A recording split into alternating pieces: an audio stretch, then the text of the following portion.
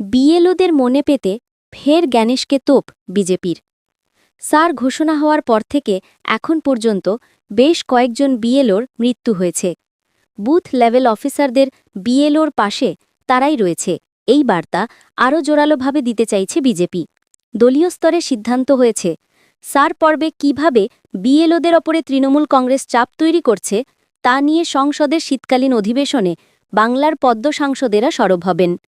সেই সময়ে দেশের মুখ্য নির্বাচন কমিশনার জ্ঞানেশ কুমারের সঙ্গে দেখা করে একটি স্মারকলিপিও জমা দেবেন তারা। সার ঘোষণা হওয়ার পর থেকে এখন পর্যন্ত বেশ কয়েকজন বিএলওর মৃত্যু হয়েছে। তাদের পরিবারের অভিযোগ, মৃত্যুর নেপথ্যে রয়েছে সারের চাপ। নির্বাচন কমিশনকে চাপে রাখতে তৃণমূলও সেই অভিযোগগুলি হাতিয়ার করে রাজনীতির ময়দানে ঝাঁপিয়েছে। এই আবহে বিজেপি চাইছে তৃণমূলকে কাঠগড়ায় তুলে বিএলওদের পাশে থাকতে। সেই লক্ষ্যে বেশ কিছু পরিকল্পনা নিয়েছে পদ্ম ব্রিগেড। যেমন জেলা স্তরের বিজেপি নেতাকর্মীদের কাছে নির্দেশ পাঠানো হয়েছে বিএলওদের বিরুদ্ধে প্রকাশ্যে কোনো মন্তব্য করা যাবে না। যদি কোনো বিএলওকে অনৈতিক কাজ করতে দেখা যায় তবে প্রচার করতে হবে তৃণমূলের চাপে বাধ্য হয়ে ওই বিএলও অনৈতিক কাজ করছেন। এছাড়াও বিএলওরা আতঙ্কিত হতে পারেন এমন কোনো বিবৃতি দিতেও নিষেধ করা হয়েছে দলীয় মুখপত্রদের। বিজেপি সাংসদেরা যে বিএলওদের কঠিন পরিস্থিতির কথা দিল্লি পর্যন্ত নিয়ে যাবেন সেটাও ঘটা করে প্রচার করতে বলা হয়েছে সর্বস্তরের দলীয় নেতাকর্মীদের।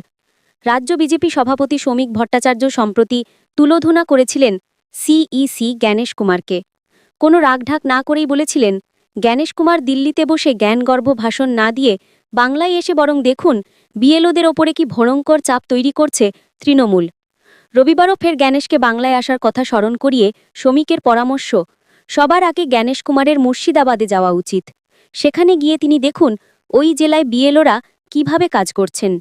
বাংলার এক বিজেপি সাংসদের কথায়, বিজেপি যে বিএলওদের প্রতি সহানুভূতিশীল এই বার্তা আমাদের দিতেই হবে।